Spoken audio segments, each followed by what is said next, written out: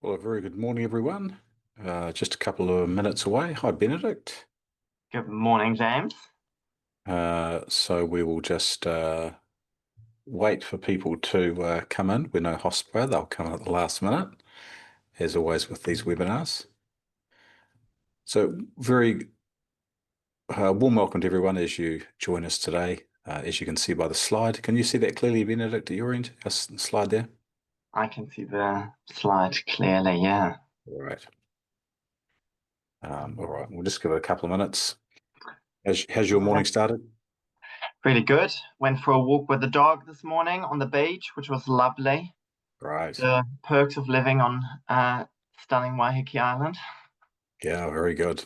Well, I got to the gym this morning at 7 a.m. and did my workout with the crew.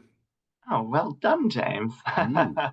Yeah, no, I was just saying I was out there getting a cup of tea, and I said to the lady at reception that my jeans are starting to loosen up. So I'm starting Ah, there you they're starting to go. feel, I'm starting to pull them up all the time as I walk around. So that's a good sign. Hey, sense of achievement, right? Exactly, exactly. So unmute myself. Oh, I think I have done that. Oh no. Okay. Well, look, we're at 10 o'clock, so let's kick in. Very good morning and warm welcome to you all. Thank you very much for joining us today. I'm James O'Connell, the founder of the Hospitality Company, and we've got Benedict Bullion here, who is one of our top hospitality business coaches, and we are running a session today on wage management mastery. Clearly, this is an area as a hospitality business coaching company that is discussed on a regular basis with our clients.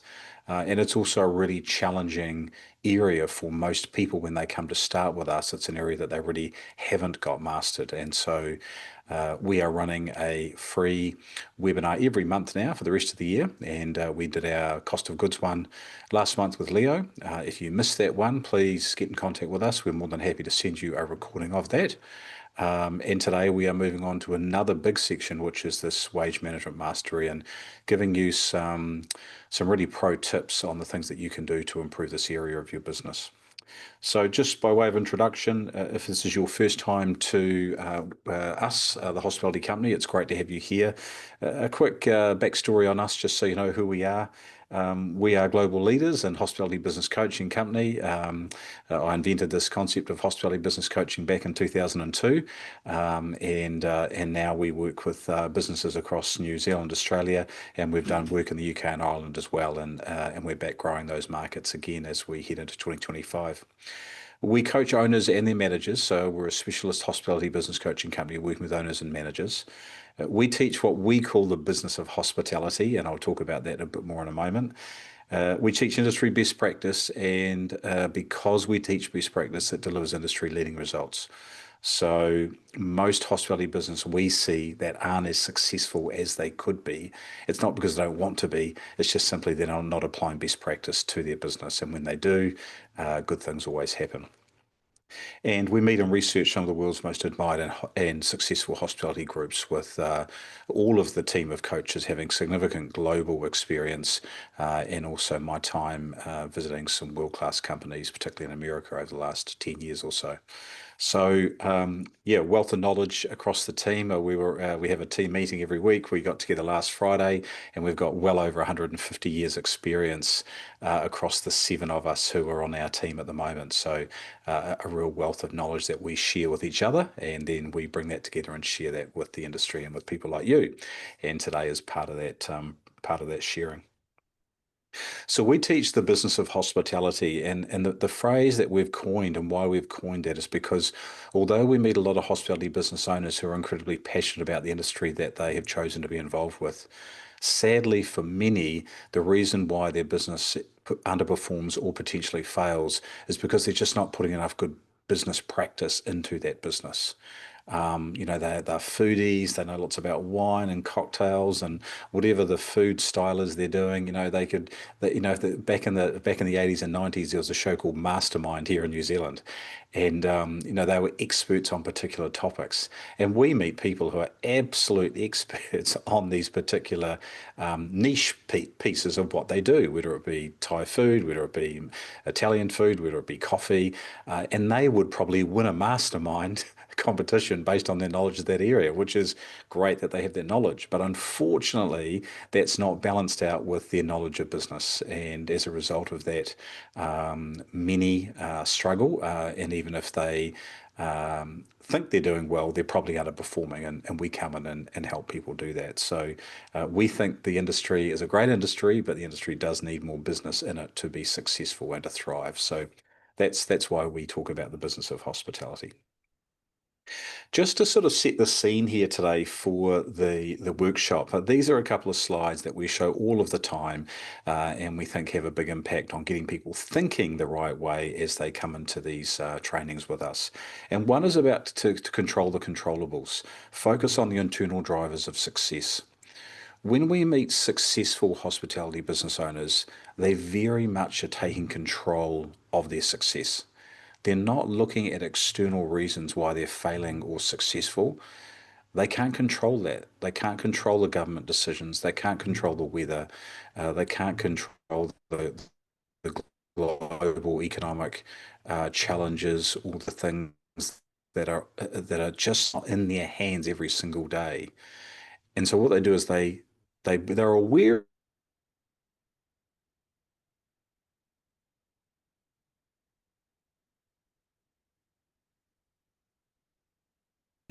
So today, if you really want to embrace what you're going to hear from Benedict and I today, you really need to be in that place of saying to yourselves, we're going to take this on board and we're going to do it ourselves. We're not going to find excuses on the wider external aspects of our business for why we can't do this. So control the controllables, really, really important part of things. The other one, a couple of other ones. One is this one here, which is apply rigorous financial discipline. We know that the most successful, and I'm talking 15% net operating profit or higher, cafes, restaurants, and bars across New Zealand and Australia, where we coach, a significant amount of hospitality business owners, are successful in part because they apply rigorous financial discipline. Anything less than that, those businesses underperform. So we really encourage you to be thinking that way. And part of that is obviously your approach to wage management, which we're going to get into the detail in just a moment. So really, discipline and applying that rigorous financial discipline, really important. Now, I want to bring I want to put Benedict in here. Leo was the last one. Benedict, I want to bring you in here because I know this is an area that you particularly know super well and through your coaching, particularly of recent times, you've really focused on this with clients, as we all do, but it's very much top of mind for you, is about this realign your business to reality. And we've got another slide that supports that in a moment. But can you just talk to that for a moment and what we mean as we talk about wage management? What do you mean by that statement? Yeah, absolutely, James. And it's something that I just see, particularly at the moment. We're now in June. July, August coming. We're going into the winter months, and we are definitely seeing um, revenue and turnover going down, right? And that's across the whole Uh, country. Obviously, there are pockets you're back. um, like Queenstown, etc., that might have a little bit of a pickup in winter, but most businesses can really feel that. And what I've found is that a lot of owners have the almost like a little bit of a fear of saying, "Hey, I need to be open so that everyone knows that I'm open 7 days a week. These are my hours, etc., etc." But just tying it back into what you've said before about controlling the controllables, you want to control what you have in your control. And business going down in winter is something that you can't control. It's always happening every single winter in New Zealand. And yet it catches so many business owners by surprise, although they've experienced it. So many. By the way, this is also applicable to Australia. I've got a client in Australia who's going through the exact same thing. But yeah, if you see that business is shrinking, you've got to realign your business to that new reality. And at times that means that maybe relook at your opening hours, have a look at the particular days where you are bleeding cash because your wages are so high, your cost of goods are so high. And is it really worth operating on those days? And yes, you've got a bit of money coming through the door, but your outgoings are either equal to that money that's coming in, and you're working 7 days a week yourself, um, or you're even losing money on those days. So just being really smart and trying to understand what is your business built on and what are the patterns that are emerging, particularly in the current market, is something that will really help you control your wages as well and your overall business. Yeah, and look, I think I mean, obviously I've done this for a long time, and I totally support what you've just said there, Benedict. I mean, it is absolutely clear to me that the majority of cafe restaurants and bars in New Zealand and Australia are open for too many hours per week. They're not applying the Pareto principle, which is the 80-20 principle, that they're actually generating 20% of their profits, 80% of their profits from only 20% of the hours that they're open. And I put that point in there because I was talking with a client the other day, and the client was making decisions, a newish client, from the decisions of turnover. They were not making decisions based on profitability. So be careful not to make that fatal mistake of saying, hey, if we're open all the time, we will generate revenue. And if we do, that's going to fix all of our problems. No, it's not the case if the hours that you're open all the time means you're losing money both in because you've got wages, you've got cost of goods and overheads, and you're actually behind. So, and we saw this after COVID, is when businesses reopened, a number of businesses that we worked with over that time that we did regional partners work, and we're talking about, over 100 businesses, the majority of them reopened under fewer hours, days or hours, and they went on in the year post COVID to be far more profitable than they ever were when they were open 7 days a week, all day, every day. Unless you're a 100K grunter, the justification for being open all of the time, you would seriously have to ask whether that should be the case. So, and we bring that up, Benedict, because it's this context of by making good decisions on your operating hours, that in itself will have a massive influence on your wages, won't it? Yes, absolutely. And most businesses in Australia and New Zealand that are in hospitality are owner operated, or you've got a general manager who's very hands-on, right? So regardless of the majority of the businesses that we work with anyway, are requiring for the owner or for the general manager to be really hands-on. And if you decide to open for breakfast, lunch, and dinner 7 days a week, really you're just punishing yourself. You are taking away the possibility for you to, number one, have 2 days off. But if you're a hard worker, and you know, credit to us in this industry, everyone's an incredible hard worker, incredible work ethos, but work smarter rather than harder. And that means that you have to allocate time to working on the business, not just in the business. And when you work on the business and when you can carve out by maybe closing down a few hours, where you don't have to be present and instead you can work on the business, you can build those systems, you're going to actually catapult your business into a more profitable zone where you're going to suddenly see a lot of success happening because you're starting to put the right things in place that are running your business smartly and not just running after that every dollar that comes through. And as you said, James, it's about net operating profit at the end of the day. It's not about turnover. You want to make sure that you actually break down every single day of the week. Have a look at the last 6 weeks. What did you make on average on a Monday? What did you make on average on a Tuesday? And then just apply a rough hourly rate of $30 per person or something like that, plus your cost of goods, which hopefully you'll know. And you can see very quickly what are the days that you're making money, and which are the days that you're losing money, right? Yeah, and you know what? As I listen to you there, although we've got a lot to share with you here, if we close this webinar or stop this webinar right now, you have been given an absolute key piece of information to go away and think about. Because we know that those businesses that operate smartly and then use the time when they're closed to work on the business are the businesses that are the most successful in our industry. So when we get the owner operator who goes, we don't have time to be able to do some of the stuff you're talking about. They do have time. The problem is that they're being their own head chef or cafe manager, restaurant manager for hours and hours a week where you're not making any money.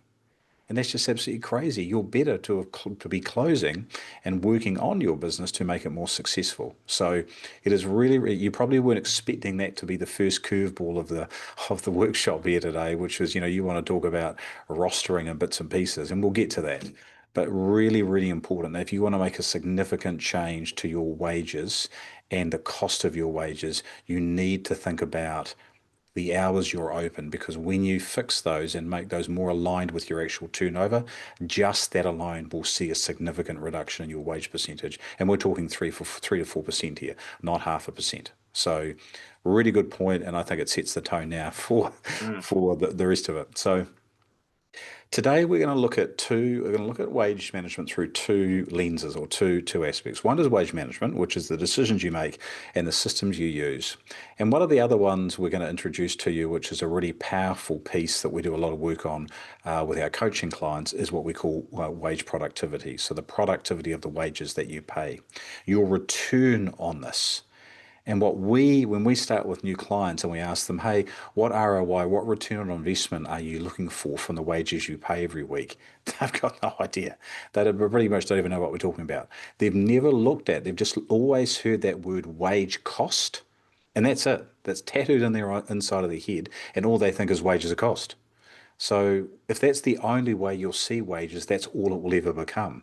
Whereas if you look at wage productivity and really ask the questions every week, what are the productivity metrics that determines whether the wages we're paying has got an ROI, return on investment, and you start measuring those productivity metrics, all of a sudden your business changes, because you start to see a reduction in your wage percentage because you've increased productivity. So, wages as itself is a percentage of turnover. So if we want to improve wages, we want to increase turnover. But, and then you go, well, hold on, you just told us to reduce hours to reduce turnover. No, but it's smart turnover. Smart turnover is the turnover where you're making money. Yeah. This turnover that's not smart is when you're turning over money, when you're losing money, and they are not the same types of turnover. So we want you to be putting in smart turnover, and one of those ways to do that is to increase the productivity of the wages you pay when you're paying them within the context of the roster. So they're the two areas that we're going to look at today. So first of all, wage management. So we look at wage management through three lenses, which is operational wages, management wages, admin wages. Everyone talks to us about total wage cost. That's all, the only lens that people talk to us about when they come to coaching. Just to talk to you on that, Benedict, why is it so important that an owner thinks about wages through the lens of operational wages, management, and admin wages, as opposed to just lumping everything into their total wage cost? Yeah, I mean, with wages, you've got flexible wages that are variable with the demands on your business, how many guests come through the door and how busy you are, etc. And they're your operational wages, right? You do need to have a chef who cooks the dish in the kitchen, and it needs to be prepped as well. And you've got to have front of house staff who deliver that food, etc. But then there are jobs within your operation that are more of a fixed job. So if the chef has to do ordering, they'll have to do ordering every week, regardless of how busy or quiet you're going to be. And someone needs to write the roster, regardless of how busy or quiet you're going to be. And really, that's going to take the same amount of time every single week. So that's a fixed cost. And we've got to like separate, we have to separate the fixed cost from the variable cost in order to control the controllables, just closing that again, because you can control your operational wages. You can control how many people are working, um, depending on how busy you are.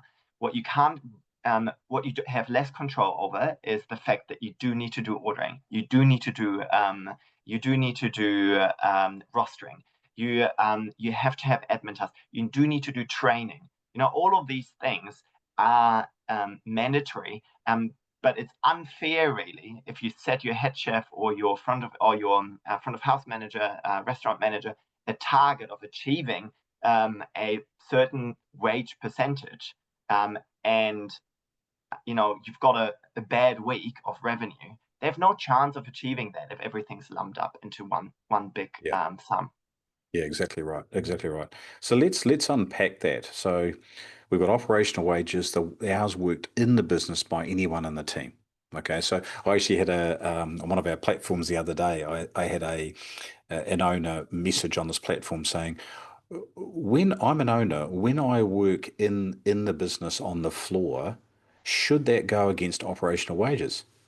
Yes, of course it should. Yeah, because it is an operational wage cost. Because if you're not doing it, you're paying someone else to do it. So that's got to be classified as operational wages, and you want that to be true and correct. So that's on the business, and we'll look at that in a bit more detail. The management wages, the hours that work, sorry, in the manager's hours that worked on the business by anyone on the team, and then we've got admin hours. And that's a real focus on driving the net operating profit of the business. So when we look at those three through this lens, operational wages, chef's prep, chef's cooking during, and you've mentioned a couple of these here, chef's cooking during service, front of house setup, service itself, and end of shift pack up and cleaning. These are operational wages. And so at the hospitality company, we talk about operational wage cost. And when people hear it for the first time, they always say, well, what's the difference? Well, that's what Benedict was explaining. There's the operational wage cost of running the cafe, restaurant, and bar. There's the management cost of managing that restaurant and bar. And then there's the admin costs. And you need to be able to look at those through their own lens because they are different. And you need to be setting percentages for each of those within the business. And from a productivity perspective, which is that wage productivity, you need to be setting KPIs for the performance of when we're spending $400 a week on management. I'm just making that number up. It might be $300, $200. What is the ROI? What are we actually meant to be getting for that? How is spending that money making the business more successful? And that's not what most owners do. They just lump everything into total wage cost, and that's it. And as Benedict said, that's not fair, particularly on the operational managers when everything's just lumped up into one number. Um, just just chiming in here, James. Yeah, I think in general, you want to set KPIs or goals for your managers. You always want to do that because if you do give them a goal, they will work towards it. But it needs to be an achievable goal. It can be hard to achieve at times, but it should always be achievable. The moment that you set goals that are not achievable, frustration sets in, the goals go out the window, and no one's going to follow. No one's going to push to actually achieve it anymore. So another reason for this split is to be able to push your key people in the business, your kitchen manager or head chef, your restaurant manager, venue manager, your duty managers, to work for you in your own interest and to give them a goal that they can actually achieve. And so for that, this split up is totally really right. important. And just to explain that at a practical level, because I think people will get this, but just to really get it, if you're an owner and all you're ever doing with your team, and particularly the management team, is discussing our wages last week were too high, and 2 weeks ago you employed a new part-time admin person because you didn't want to do it anymore, and you've hired a functions coordinator because you want to drive functions in your business, those two wages are now extra wages in your total wage cost. But if you were to turn around a week later and go to the chef and say, and the restaurant manager say, hey guys, our wages have gone up, that's not fair because they're not in charge of admin and they're not in charge of the functions coordinator. So if you're going to measure the head chef and measure the restaurant manager by their KPIs when it comes to wages, it has to be the KPIs that relate to the people that they lead and manage, not not just total wages. You can go and get the functions coordinator and you can go and do that. That's absolutely fine if you think that will grow the business. But you can't then turn around and penalise the operational managers for the wage percentage because you're only ever looking at the business through the lens of total wages. Did I explain that right, Ben? Yeah, yeah, absolutely spot Yeah, on. great. Okay. So then we've got management wages. Management wages are where you've got managers. Manager is the systems builder. So if you've got managers working on systems and making systems better in your business, that's management. Menu planning, one-to-one with team members. We call those quick connect or check-ins that they should be doing on a regular basis. When they're doing their interviewing, when they're having meetings within the business, those are all management wage costs. They're not operational wage costs. They are management. And what you're looking for is to give the managers, 6 to 8 hours a week to get all of that stuff done. But then it's an overhead of the business. It's not actually an operational wage cost. So we're really ripping management and operational wage costs apart and looking at them through their own lens. And if I can just say, with those management wages, can you just go back Yes, to yes. that slide quickly, James? They're all revenue generators. And if you don't believe me, I can take that apart for you real quick. System building. Imagine your manager is able to write a new opening and closing checklist that's going to shave off 15 minutes of your opening and closing on either side. That's half an hour for 5 team members every day times 365 days or whatever, how many days you are opening. Mm, And suddenly you're saving yourself 15 to 20 grand a year. Yeah, number one. Menu planning. If you cost your menu properly, if you know exactly what your cogs are, you're going to save more than $15,000 a year, most likely. hundreds. Yeah. You might be saving $40,000 a year if that's done properly. One-on-one with team members. If you can keep your team members engaged and they perform well, they're going to stay with you longer. You don't have to recruit as often, etc. You're saving yourself heaps of money. Interviewing, choosing the right people for the right job is going to increase your productivity again, and you're going to have an all-star team. And then any other meetings should always be outcome oriented as well, and should be built around KPIs and goal setting, etc. So every single task on this list here is a revenue generator or a cost saver. So just that's why it's an overhead, but at the same time, you can create productivity. And I just wanted to break it down to be real rather than just abstract. Yeah, and it's really interesting you say that too, because you know too that when we meet with clients and we say to them, "Hey, your head chef or your restaurant manager, or your cafe manager, or your bar manager, how many hours do you give them a week to work on the business?" And the answer is none, or Yeah. it's like 1 hour. And it's like, how can you give your manager 1 hour to work on all these super productive elements of your business that generate and have a massive impact on the bottom line? Oh no, we haven't got time to do that because we need them on the tools cooking or we need them running front of house. So you really got to get clear about where those hours are going. Now, there's quite a lot to unpack there. We're giving you an insight into that. Obviously, if this really resonates with you, you can jump on a call and chat to one of the coaches and I'll unpack that with you. But you should be getting a sense of the difference here between these three areas. Thanks, Benedict. So admin, payroll, HR admin, financial administration, potentially functions administration. These are all important roles. A lot of those are very much fixed. They need to be admin under overheads. They're not, they're a part of the total wages. Of course, all of these are part of the wages, but we can't have operational managers penalised by the hours that are done by admin. That's why we've got to separate out and put it under overheads. So now I'm going to get into a bit of nitty gritty of some of the key steps to improve the wage controls within your business. So first thing, establish a weekly forecast wage percentage as you budget. So this means forecasting your sales, then creating your roster. So if you're sitting there today and you've got a spreadsheet and there's no numbers in it. You're just putting in when the team are going to start and when they're going to finish. That was 1987.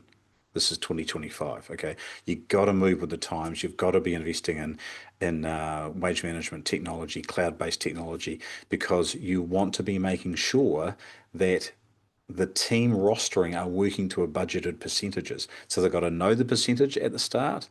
they've got to know what the turnover target is, and then they've got to build a roster based on those percentage. And I know, Benedict, you can talk to this in a bit more detail, but can you just explain that a bit more for us? Yeah, I actually have a client who's doing a great job at this. And so what they do is they've got a budget for the year, obviously, which has been designed, prior to the start of the financial year. Um, and at the start of at the end of the previous month, the general manager sits down, looks at the budget for the upcoming month, and then filters that down into at weekly chunks. Also looking at what's the business on the books, are there any changes, etc. Then puts the budgets into their rostering software, and is then able. Then the general manager gives the rostering to the head chef and the restaurant manager, but they have a goal to work towards. And now, one of the most important things, often forgotten, is you've got to have the check after a week is over of what's the discrepancy between your roster and your timesheets, right? Like, how much have you gone over or under? Are you over rostering? Are you under rostering? And then learn from that and improve continuously. It's like, marginal gains. It's the one, like, just improve by 1% every single week, and Mm, suddenly you will mm. be able to figure out, what does a roster look like for a week where I'm generating $30,000 in revenue, and what does a roster look like for a week where I'm generating $60,000 a week. And because you know what your numbers were in the previous year and what your budget is and what your forecast is for this month, you can be really smart in how you roster. Yeah, so look, I mean, absolutely critical points there. And what we're highlighting here is that you shouldn't be building a roster without a budget. Mm. And the budget is this is the percentage you've got to spend. This is the estimated turnover that we think we're going to do. We need you to build a roster of 32% based on this level of turnover. And if you're not doing that, if you're just leaving the managers to make up their roster in any way they like, then of course you are potentially going to come up with issues because you haven't got alignment and clarity on the numbers themselves before they've started building out the roster. So that's point number one. It's 3 points here. Point number two, track and report on wages daily in the nightly report. Now, this could be a daily report if you're a cafe, obviously, but we'll call it end of shift report as another way to look at that. Track and report on wages daily. If you're using the right software program, and Benedict mentioned that before in terms of the weekly, and we're going to talk about weekly in a second here, but daily there is a dollar figure, if you're using software, there is a dollar figure forecasted wages that you were going to spend, a budgeted amount of money. And at the end, the software that you're using should tell you how much you spent. Did you spend 15% less? Did you spend 5% more? That is by using the software. You don't have to do any of that yourself. The systems just do it for you. But you need to put into you need the managers to put into the nightly report. This is how much I had to spend today. It could be a duty manager, not the restaurant manager, not the venue manager, but the duty manager. One of their key jobs as a manager on the duty on the shift is to manage wage cost. I mean, like that's a KPI, isn't it? And I think one really important thing that I learned time and time again, because I do quite a bit of management coaching, is it's a journey of education there as well, right? If you give your key managers the duty to report on wages and put a dollar figure in and maybe the percentage figure in as well, they're starting to get used to that number, right? And because they're reporting on it daily, they now know what a good number looks like and what a bad number looks like. But if you don't get them to report that on a daily basis, they don't actually know. It's such an abstract concept that you're working towards a percentage. What does that actually mean? How many hours does that mean? What is the dollar figure what's the impact of that? You can only really start doing that if you start daily reporting and if you empower your managers to learn about this and you give them the tools to be able to report on it themselves rather than you continuously dictating to them or saying to them, this is what the number was, this is what the number was. They need to learn what it means to manage wages and to control wages, because they're the ones who do it on a daily basis. You are hopefully not the one who is every day in the business. If you are, then this is another opportunity for you to get out, because really your managers should be learning about this. Yeah, it's interesting as I hear the Benedict too, because certainly from my, 20 plus years doing this, I would say that 95% of the people that I've coached in my life, when asked, do you report on wages, actual versus budget, whether it be as a dollar figure as a percentage, do you have that reported on a daily basis? Over 90% of people that I've coached would answer no to that. Hmm. They're only doing it weekly. They're only really doing it when they're doing payroll. And as we know, that's too late. Yeah. Every day counts when it comes to wage management. Every day is an important day. And we talk about that hospitality company, we talk about every day being a new day. Yeah. So when it comes to wages, wages is a weekly payment, but it's a daily activity. So if you go, oh, hey, we don't have to talk about, we have to talk about and think about wages every Monday when we do the payroll. No, no, no, there were 7 days within that week. And if the duty managers and all the managers, front of house, back of house, are consistently overspending 15% per day for 7 days, you're going to be 15% over on the Monday when you do the payroll. So, oh, shoot, we're 15% over. Yeah, but you could have tracked that and you should be tracking that. Although, depending on your relationship with the business, it might be going to the venue manager. Their job is to track it. And if a duty manager is overspent on their budget, and if I give my kids, we've got lots of kids, my wife and I want to, if I said to my son, you can take my card, you can spend $40 when you go to the movies, and he spends 60, we've got a problem, Houston. He spent $20 more than I told he could. So we're not being that hard on our managers, but we are saying to the managers or the duty managers, this is the budget you've got. And if we pretty much hit the turnover that we're going to do, then that's how much you've got to spend. If turnover goes down, is there a way of reducing those wages, maybe sending a couple of casuals home early? And if we all of a sudden we have, walk-ins unexpected come in, how are we managing the roster based on that increased revenue? So mastery of daily wages of your managers is a skill set that should be at the heart of your wage management approach. And there's a real duty to educate, right? Yeah. I really want to, and I mean that's what we do at the hospitality company. With our, I also want to put it out there. If you're on this webinar right now, you're listening to us, and you find this daunting, you're not alone. I would Mm. say 9 out of 10 clients that start coaching with me really struggle with this, and it's a journey to get there. And to be able to report on wages on a daily basis and really figure out what does it mean, how do I calculate it, etc. It's not something that everyone knows, and not something that everyone is able to do from day one. There is a journey, but that's exactly what we do at the hospitality company, isn't it, James? Yeah, yeah, 100%. So on that point, we've already talked about it. Department heads should report on wages weekly in their weekly management report. If you're a hospitality business owner, you've got managers. If you're not hands-on, you've got managers. Those department managers, front of house, back of house, however you want it, whatever language you want, functions, marketing, whatever it might be, they need to produce to the owner a weekly report on performance. And included in that report needs to be a summary of what those daily reports produced, which is a summary of how well across the whole management team who oversaw wages in the week, how well did they do that? And they're accountable, those senior heads of department, for that result. And you, as an owner, should be discussing that result with them on a weekly basis.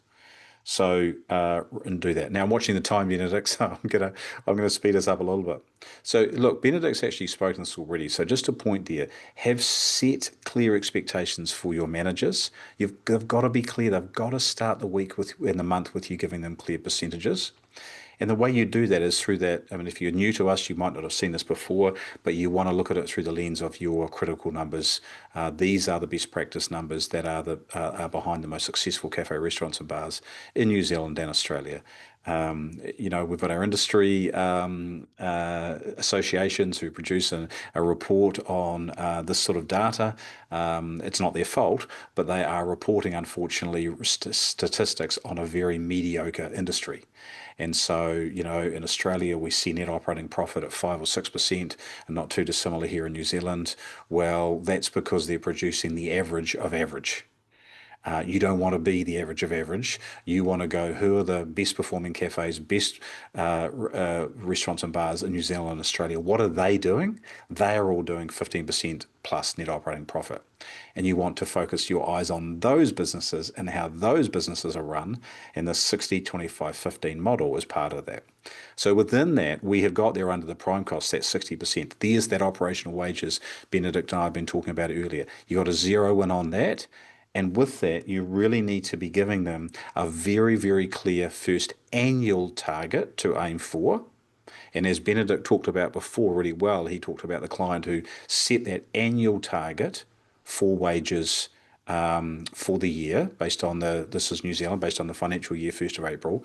And then the manager and the owner is working together on establishing a monthly target that will be the right percentage for the month. Because the thing about the 33, Benedict, and you can talk to this, just because it's 33 for the year doesn't mean that every month the target is operational wages target is 33. Can you just talk to that for a second? Yeah, absolutely not. I mean, we're in June now. Um, I don't think I have a single client who's achieving 33% wage cost right now, but most of them are working really efficiently in summer, and they know that they can allow for slightly higher wage percentages in winter because times, you have less turnover, and you of course have a minimum amount of people that need to run the venue. You will always need, one Mm. chef and at least one or two front of house, regardless of how much money and how many guests are coming through the door. And that's okay so long as you have a plan for the whole year that balances out your bad month. And if you do, it's really great because you can sleep better and you're not worrying day in, day out, oh geez, I had another bad week. Well, it's fine to have a bad week in winter because you know it's going to happen. You know that you're going to win that back come October. And so yeah, that number needs to fluctuate based on your historic data and based on maybe what you've got on the books, maybe what you're forecasting, if there are any changes to your business, etc.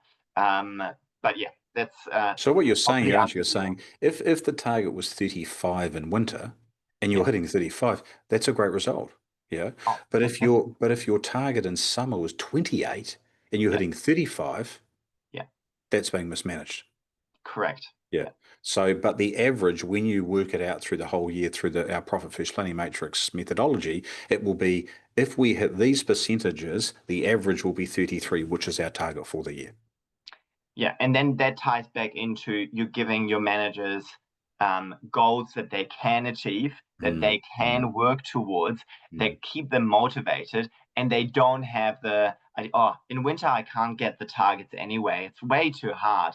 I know that I'm killing it in summer. That's exactly wrong. They should be hard to achieve in summer, and they should be hard to achieve in winter, but That's they right. should be That's right. all achievable at all That's right. times, Yeah, right? yeah, yeah, exactly. Yeah, no, super well said. Yeah, no, that's very clear. Okay, so a couple of things, quickies, and then we're going to get on to the second part here. Establish a roster template for the revenue bands in your business. This is about systemization. What we're saying here is that if you've been in business for a few years, you know what the roster should be for a 30K week. Like that shouldn't be a surprise. And if you go, okay, well, we do 30K in winter, but we do 80K in summer, well, you should know, if you've been in business for 8 years, you should know what the 80K roster should look like. Because last year, when it was 80%, you had a 24% wage cost on 80K turnover, and this was the roster, and it worked really well. Well, use that information, but template it out so you don't have new managers particularly walking in and going, oh shoot, I've got to build a roster. No, they should have a reference point to what that roster should be and some form of template that helps them go, hey, this is the kitchen team we need for 30K a week. This is the front of house we need, systemizing it in that way. Now, I'm not saying you can do a template for every single, when we talk bands, I'm saying, okay, it might be a 30 to 50 band, it might be a 50 to 80 band, but at least a couple of bands that say when we do high revenue, this is what our roster looks like. And when we have lower revenue, this is what it is. So it gives the managers a guide to work to so they're just not making it up every time they come into that new season. And remembering for some of them, it's a year since they were at that, well, it is a year potentially that were at that week, but it might be a year since they were at that turnover. So what's the reference point to them creating the roster? It shouldn't be winter because you're in summer now. So just thinking through that way. So that's the point I make there.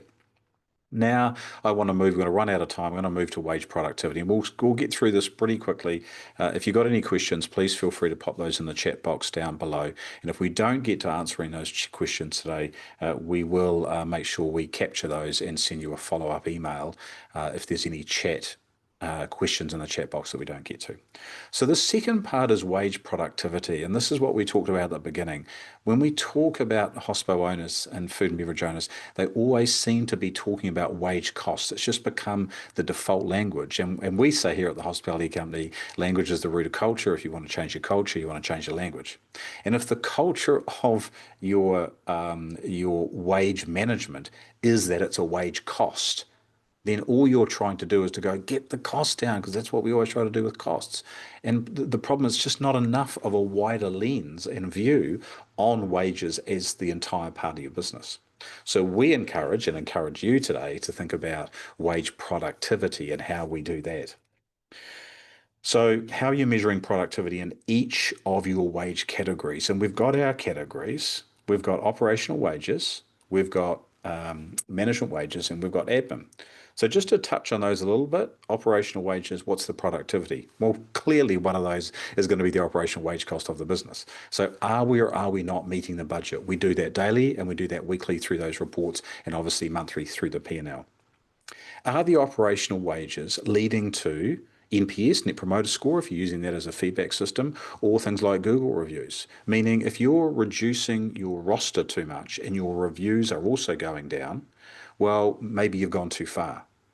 And that is why when Benedict before talked about you need that minimum number to run the shift, you also need a minimum number to deliver the guest experience, which leads to Google reviews. So if you say, oh, yeah, hey, no, we only get good reviews in summer because that's when we can staff accordingly. And in winter, we get bad reviews because we have to try and hit this 33% target. But in fact, you need 36 or 37% based on the fixed number you need to deliver the guest experience. Then you need to do that. Otherwise, you're just going to spend half the year giving people bad experiences. Average spend is also a really important one. Obviously, that's very front of house focused, but obviously the kitchen are part of that too by the quality of the food that they actually create.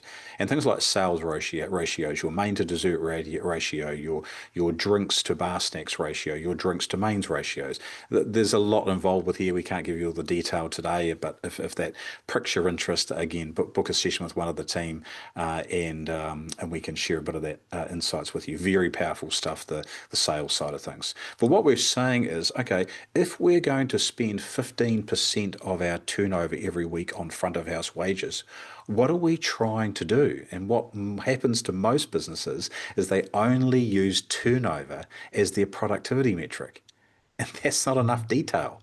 You want to go into that in more detail because turnover can fudge lots of things. You might just have two front of house people who are performing super well, but two that aren't. And if you're not measuring things like sales ratio or average spend per front of house person, you're actually just got two people making up for two that might be not performing because they didn't get the right training or they're not getting the right coaching to be able to get to the level that they want to.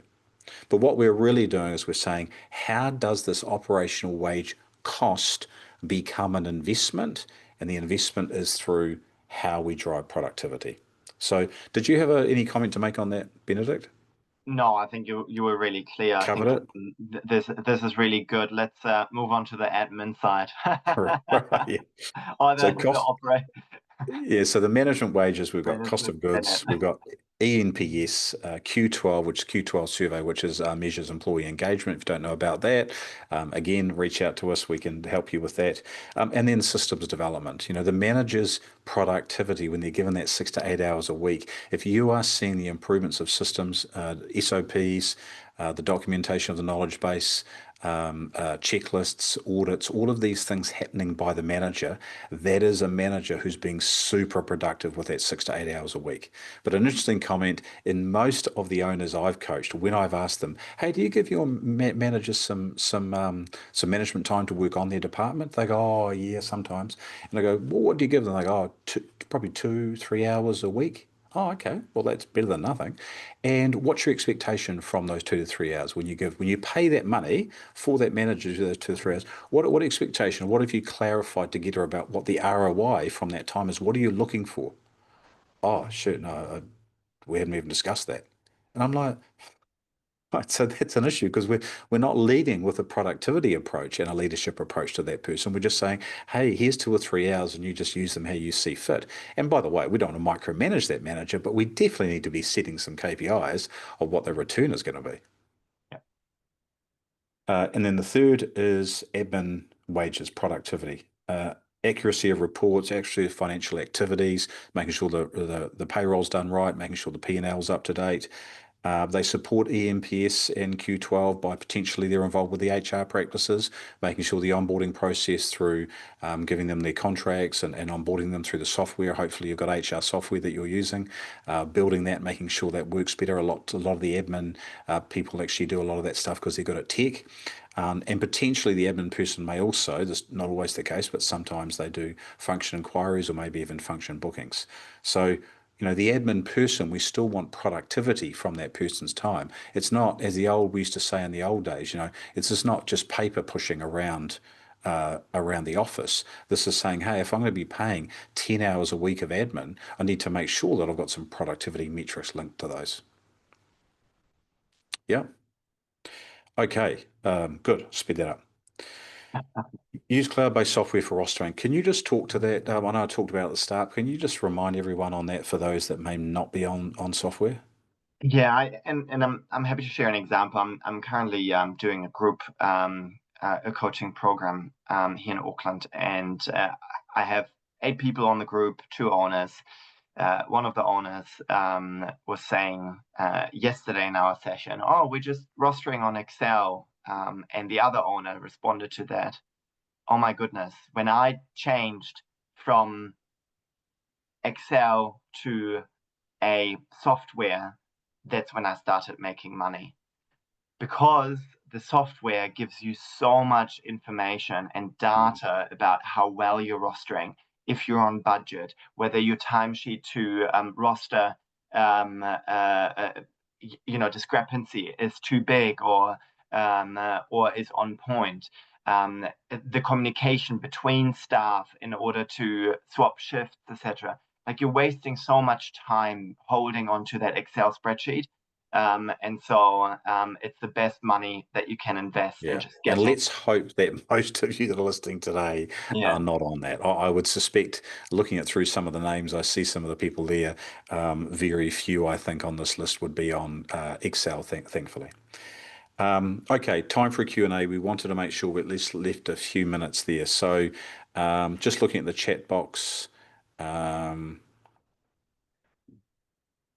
feel free to put some questions through. Just while we're waiting for any questions, I just do want to finish at the beginning, and we talked about those hours, Benedict, and how important that is.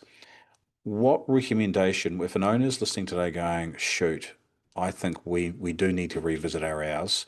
What, if you were coaching them on their hours, how would you go about having them think about the process of defining what hours is that would be the right hours for them to open or close?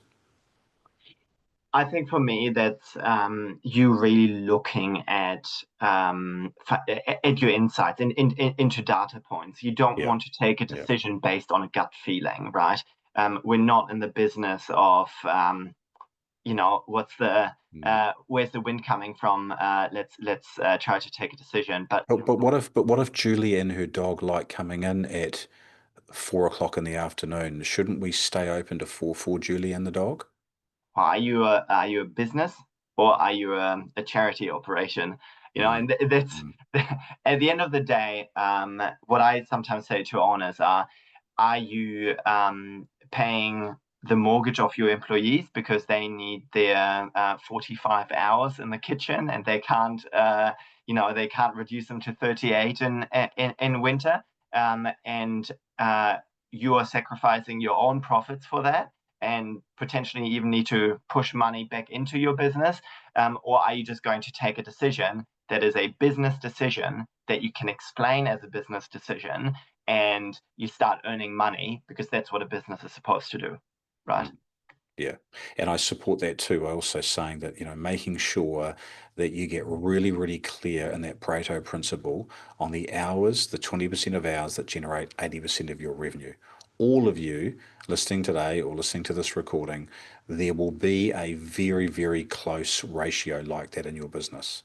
And I'll make the comment here for a number of my clients. I'll give you an example of a client of mine who, when they came out of COVID, we ran the numbers when they were in lockdown, and it just didn't make any sense. They were a 7 night a week operation, and the numbers didn't make sense to be open on Sunday and Monday. So they reopened Tuesday to Saturday. But here's what we did. Those 2 days, the Sunday and Monday nights, were it was CBD. It just didn't work for them. But what I always do and I said to the client is right, but that 5K that you're generating over those 2 nights, it's a bigger business, but it didn't make sense to be open. We're not going to take that out of the budget. We're going to move that 5K. We're going to keep it in the budget, but we're going to, and it didn't go $1,000 a day. That we didn't do it because they had certain days that were better than others. But what they weren't doing is they weren't maximizing the productivity of the hours that they were open. So we kept the 5 grand in the budget, and we made sure that we focused on getting that 5 grand of sales still every week, but through 5 days a week, not 7 days a week. And they did it and exceeded that, because what they ended up doing is they had more focus on fewer days and they did a better job. So they turned their good days into amazing days, and that's the mindset you want to have around that. One last thing I just want to mention, particularly for those who are owner operators. I just see it so often that they look at their own time that they use in the business as free labor, and and that is just something where you just need to have a mindset change. You are the most important person and the most expensive person in the business. So if you are starting to work in the business to cover those shifts, etc., then really, if your hour is worth $100 and your employee's hour is worth $30, you're losing $70 an hour That's right. That's on right. that, because you're not working on the business, you're not creating those systems, you're not creating those reports, you're not teaching your team about goals and setting goals and standards and trying to reduce their hours. And so just my last sort of thing for those who are owner operators: don't let yourself get dragged into the operation continuously. Try to make the operation independent from you um, as as a person. You Yeah, should and be Gerber, controlling. and Michael Gerber, who wrote this famous book, The E-Myth, if you haven't read that book, please put it on your reading list. He talks, his definition of a business is, and he's talking in relation to operations. He says that, a business is a commercial, profitable enterprise that works without me. Hmm. And what he means by that is that it's commercial, it's profitable. It doesn't need me at the operational level so that I can spend the time growing and working on the business. And I'm sure that will resonate with many of you. So, look, for those of you that have enjoyed today, or there are insights in there that you want to gain more information on, please feel free to head to our website and book a free session with one of the team. Jump on there. We offer a free 1 hour coaching session, no obligation, to either discuss what we've talked about today through today's workshop. If you're listening to a recording of this, you're welcome to jump on once you've listened to the recording, book a session. It may be to discuss what we've talked about today or other aspects of your business. Our team of coaches, both across New Zealand and Australia, are here to support and help you. Our goal is to help build successful businesses in the hospitality industry, hence why we're doing today and hence why we do the coaching that we do. So, but on behalf of the team, thank you, Benedict, for joining me today. Thank you, everyone, for coming along, and we look forward to seeing you. We will be running these webinars on a monthly basis with different topics, and keep an eye out for that. And if you want more information, please contact us direct, and we can make sure that you're on the mailing list if you're not on it already. So thanks, everyone. Have a wonderful rest of the day and rest of the week, and all the best with your business. Thank you very much. Thanks, everyone. Thank you, James. Bye-bye.